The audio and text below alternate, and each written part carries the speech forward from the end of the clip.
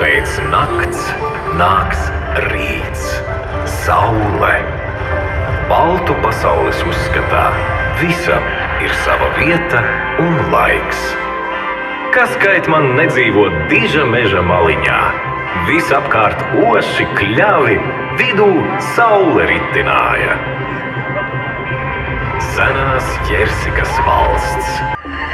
1413. gada ziemā Žilbērs Delanois, kas gar aizsalušās Daugavas krastu ceļoja no Livonijas uz Lietuvu,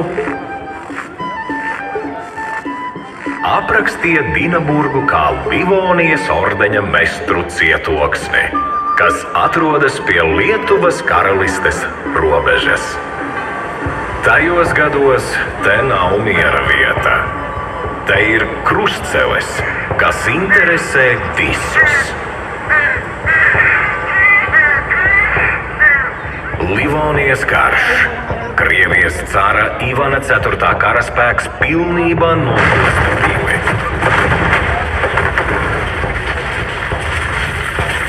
Pavisam drīz, 1582. gadā, Dinaburga jau zemnieku kūtīs izdēto vistu olu un kaļķa, jo cements vēl nav izgudrots, tiek uzbūvēta vienīgā 19. gadsimta militārā būve Baltijā.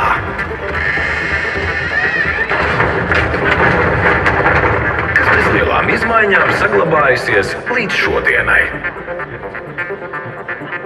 Līdz ar dzelzceļa izbūvi 19. gadsimta beigās Dinaburga kļūst par pilsētu krustcelēs. Par Dvinsku.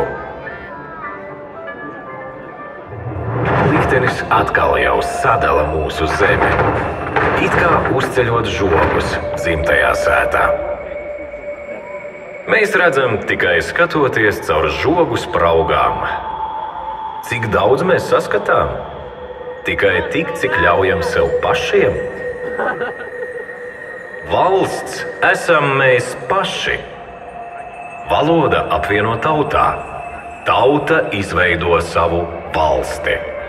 Neviens nekad mums Latviju nav dāvinājis. Kā nepārprotamas gribas apliecinājums, beidzot dibinās Latvijas republika.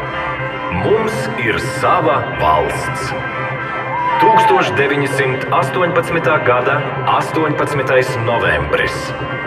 Drīz pilsēta iegūst savu latvisko nosaukumu Daugaupils. 1925. gads. Beidzot savs Daugaupils ģērbonis. Upe ir ceļš, cietoksnis māja, Lilija ir mūsu tango karalis Oskars Stroks. Vai tie citi Daugavpils cilvēki, kas cēla un ceļ Latviju? Juris Georgs Elgers, kas pirmais pārtulko latviski katoļu katehismu. Ilgadējais pilsētas galva Pāvels Dubrovins, pa kura izveidoto parku vēl tagad pastaigājas daugavpilieši. Poļu armijas virspavēlnieks Juzefs Pilsudskis, kas 1919. gadā sarunās ar Kārli Ulmani inicijēja sākt kara darbību, lai atbrīvotu Latgali no lieliniekiem. Mana pils, Daugavpils. Ja tev ģērbonī sudraba cietoksnis, zelta lilija, Daugavas vējš, tad šī dieva nolemtā vieta sirds visslēptākā kambarī sēž.